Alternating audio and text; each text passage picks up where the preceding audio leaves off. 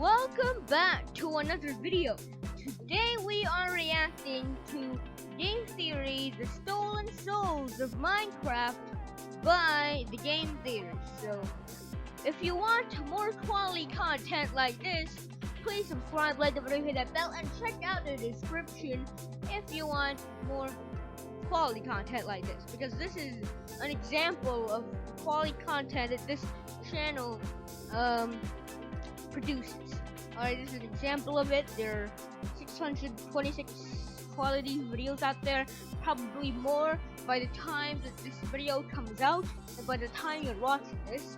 And yeah, hopefully because if you subscribe and hit that bell, you will get notified every time I post one of these videos.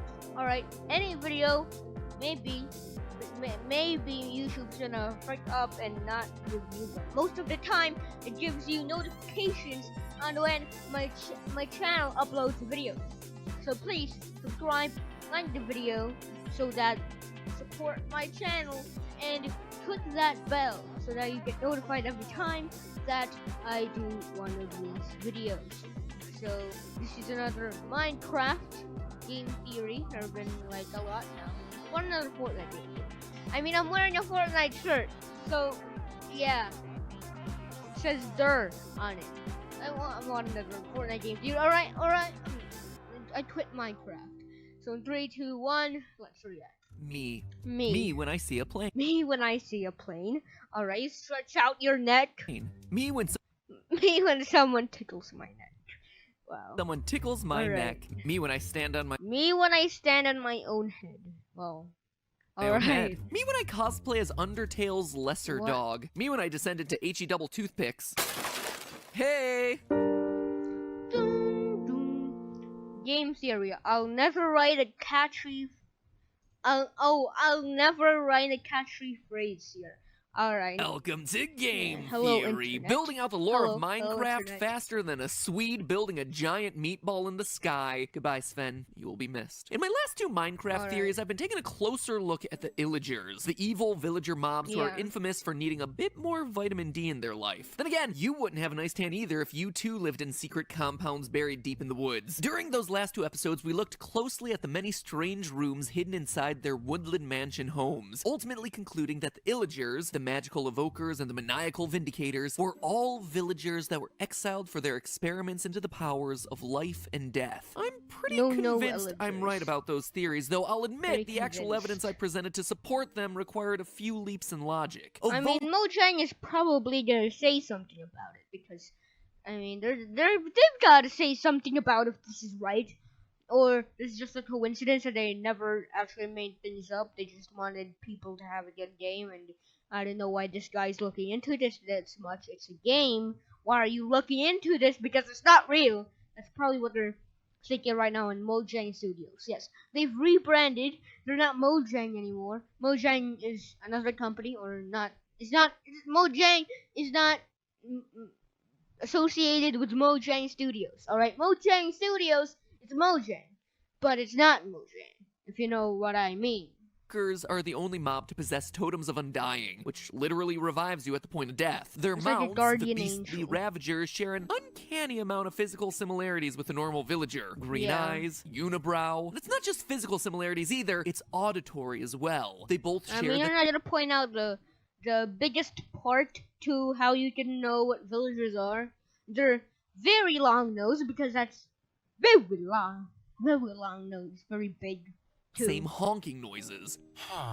And from a lore standpoint, ravagers weren't allowed to be. For information, I asked Josh to move this feature again. Although funny, being scared of rabbits doesn't fit with the beast's lore. Oh yeah, Jeb tweeted out that the beast has lore. Alright, yeah. It does have lore, but probably not what MadPad is looking into, because they may think that this is all just, what are you doing, MadPad? Like, what?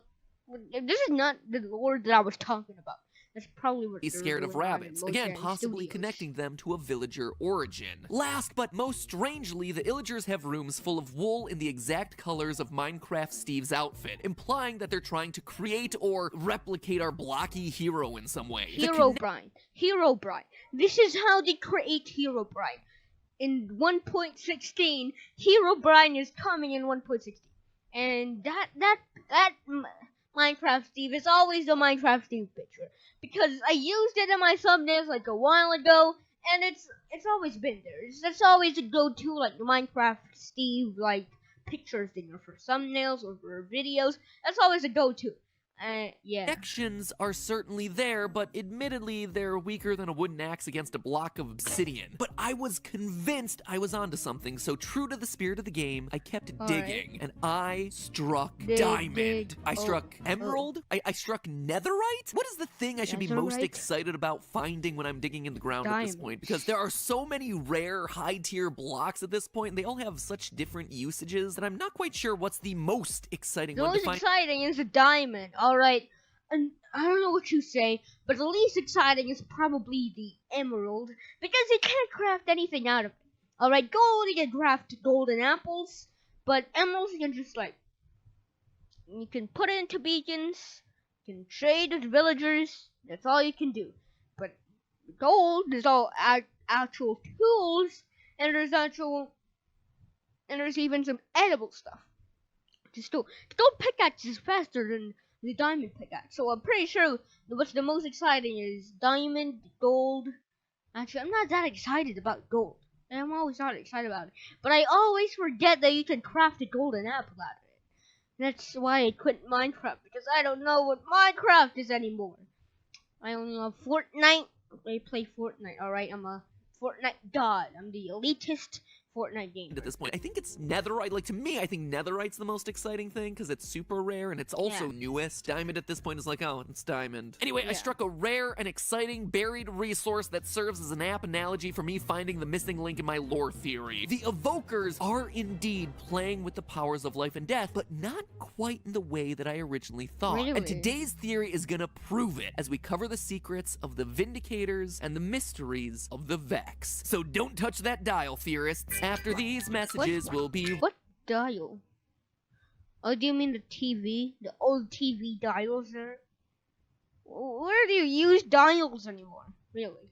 Where do you use dials anymore? Just it's always buttons or virtual things. There's no dials anymore. Maybe for music and stuff to turn down, like the DJ thing.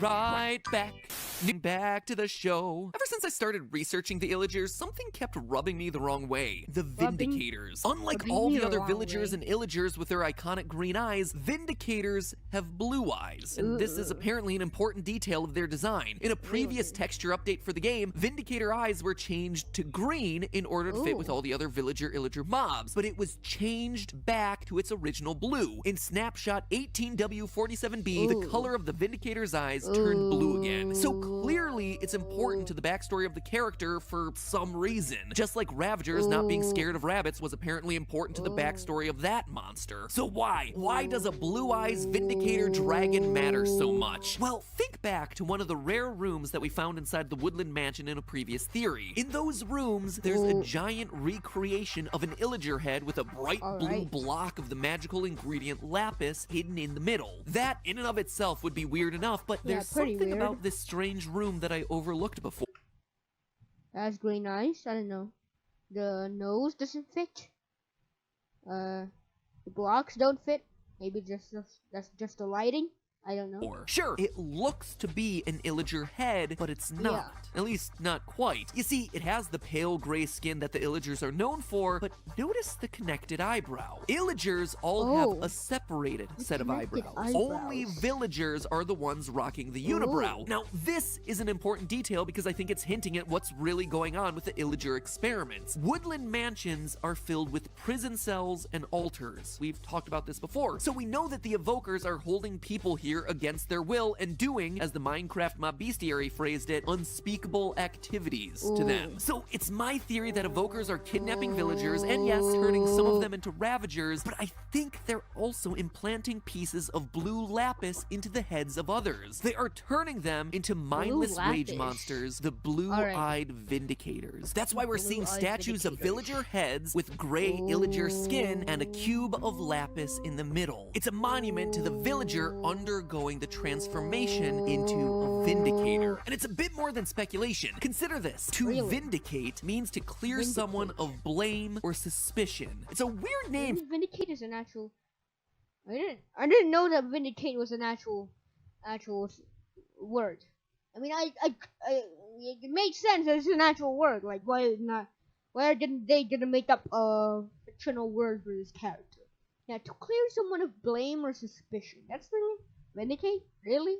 For axe-wielding murder cult members attacking villagers and kidnapping people to experiment on them in the woods. But what if the Vindicator is actually trying to vindicate that they aren't evil in the first place? That they were brainwashed or forced to become evil by the evokers through this lapis injection. Adding to this, let's look at the evoker entry in the Minecraft mob bestiary. Quote, "A world will only have a certain number of evoker resident within it. Their evil is thus contained. No new evokers will ever be able to spawn." End quote. This is also true of the Vindicators. Jumping forward in that same book, quote again, "As an illager, their numbers in the world are limited. They do not breed or reproduce in any way." End quote. Illagers do not breed. Their numbers are fixed. This is interesting because to me, it seems to indicate that the evokers, knowing that their numbers are indeed fixed and will never increase, are forced to have to create other illagers, and they're doing so via magical means, kidnapping other members of the villager community, and they're transforming them into vindicators through some sort of magical lapis lazuli process. Other things helping this whole theory out is the fact that the Vindicator mob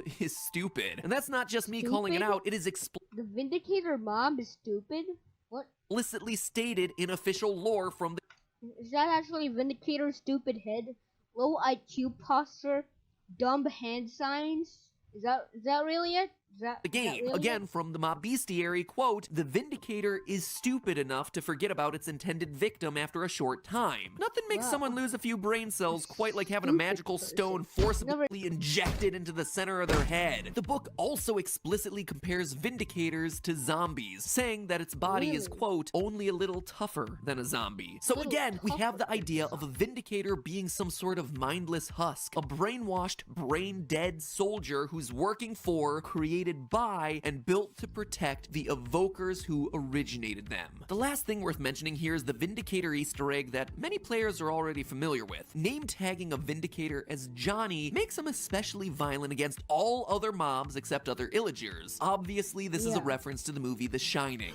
Here's Johnny! Why here, though? Well, Vindicators use an axe, and so did Jack Torrance in the movie, except there's something else here that's worth mentioning. Jack Torrance in The Shining is just a normal guy who's driven into being a crazed, murderous madman by the evil supernatural forces that exist in the hotel around him. He's an innocent guy who is corrupted by spiritual powers to the point of going insane and attacking everyone around him. The Easter egg movie reference could be just for fun, sure, but it could also be hinting at the origins of this mob. Innocent villagers corrupted by the evil magic of the evokers as they tried to build their ranks, and now they're left to vindicate themselves, prove that they're not actually guilty of the crimes they commit. But this is all still obviously speculation, right? I haven't done anything to I mean, game theory or theories. That's what this channel is all about. Theories. So you know all of this is speculation, because if it's not, then it's not in theory. That means that's not game theory, it's game reality. The actual things of game theory. I mean, game theory are trying to do like theories about what they think is actually real, and sometimes they're actually correct about that, which is now not a theory and is not actually in their channel name. Alright? Oh, this is supposed to be theories. Alright, all this theories. Prove that the evokers can actually wield magic with powers over life and death. For that, I turn your attention to the Vex. The Vex, I mean, they look they look like demon angels. That's what I think they are. You can't kill them. they're so annoying. I mean, I haven't done it to a Willow Mansion before, but when I go into maps and I just kill, like, mobs, the Vexes are really hard to kill because they're all over the place, and when you try to bow them, they're gonna, like, duke you. And then you can't kill them anymore, they're just gonna haunt you for the rest of your Minecraft game. Are flying hostile mobs that are summoned to attack by evokers. They're like little angels with wings until they start attacking you and you suddenly see that they're definitely no angels. These things are tiny and they are vicious. Makes them, in my opinion, one of the most challenging regular hostile mobs in the game to deal with. What makes them even worse to deal with, though, is that not only are they flying, but they can also pass through any block, including water and lava, without taking damage. There is no escaping from these things once they target onto you. But the reason bow and arrows is just gonna duke you and then go through those walls and blocks, and then you're probably gonna hit yourself in the process because it's so hard to hit them with a sword, anything. Talking about them today is that they're the final proof that I needed to show that the evokers truly have control over death itself. To understand why, we need to begin with Minecraft's newest game. Minecraft Dungeons! Yeah, I'm probably never gonna, like, play it. But if I do, go to the description below. There's my second channel. If I ever do play that, maybe not. I don't really know. I'll play Fortnite.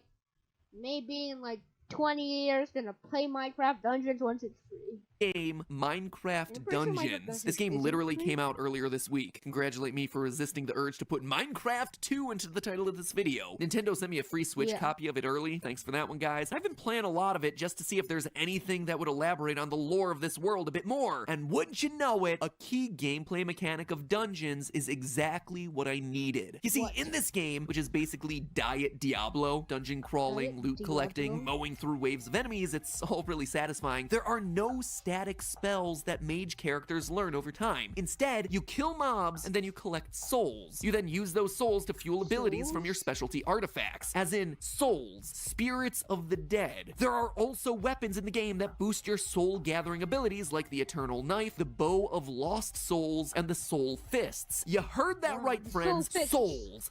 Soul Fists. I have the Soul Fists right now. Gonna punch those souls in the face. Spirits of the dead. And that's not me reading into things here. According to a tweet from the Minecraft Dungeons team, a true adventure... Dungeons game? That's their... I would think it's like MC Dungeons or something, Minecraft Dungeons. That's their... What? The Dungeons game? Really? That's their... puts their soul into everything they do, and the truest adventurers put other people's souls in it too. For a long time, we've been making jokes and speculating about exactly this sort of thing in Minecraft, right? Soul sand in the nether is from dead people. Har, har, har, look at all their screaming faces hidden in the texture, except now it's pretty much confirmed outright. The souls of dead people are an energy source in this child-friendly Lego simulator. But here's why it all matters for today's theory. You see, the Vex have a couple of unusual properties. As I mentioned before, they're able to travel through all different block types without damage, but they also glow in the dark. If you fight a bunch of Vex in a dark room, you can still see them. However, even though they themselves have a ghostly glow, they don't actually... I mean, that makes it way easier to hit them because you actually know where they are. If they didn't glow in the dark, then you're just gonna be haunted by demon angels that go through walls throughout your Minecraft game. And then you're probably gonna die because of it. If you're on hardcore, that'd be pretty sad. Light up anything else in the environment, almost like they're a spirit, a being made out of souls. Look back at some of that Minecraft Dungeons footage. We see the exact same type of behavior from souls in that game. Here they are in a dark environment. They themselves are glowing, but they don't cast any light onto the surrounding world, just like the Vex. A being made of souls would also make sense for a creature that's able to pass through any sort of brick type, just like a ghost or a spirit. And here's the kicker, my friend. Listen to the sound that an individual Vex makes. Did you hear that? Yeah. Is that their sound? I've never heard that sound before in my life. But apparently that's their sound. What? One Vex is speaking in multiple different overlapping voices at the same time. Let me play those clips one last time. They sound like Mario Kart characters. They sound like Pokemon. What this tells me is that a single Vex is actually a collection of multiple souls fused together. That's how you get shrieking and laughing and ghostly whooshes throughout their sound effects. In the words of the mob bestiary, quote, "We do not know what a Vex's body is made from, since it has not yet been possible to obtain a specimen, but it is quite possible that it is not flesh as we know it," end quote. No, it's not. It's a being composed of spirits. Multiple spirits smushed together into a flying demon, and the Evoker is the one that is calling these creatures forth. The Evoker is able to summon the souls of the dead to do its bidding, and if all that wasn't proof enough that the Evoker has power over life and death, a common item in Minecraft dungeons is the Spirit Knife, an item that, in the description, reads as follows: a ceremonial knife empowered using Illager evocation and holding the wrath of spirits. The Illagers are able to harness and weaponize the anger of the dead. And there you have it, my miners and crafters. Definitive proof that in Minecraft... I'm gonna leave a poll right here. Are you a miner or a crafter? Poll right there so that you can... on the iCard, probably gonna pop up. Right there. Are you a miner or a crafter?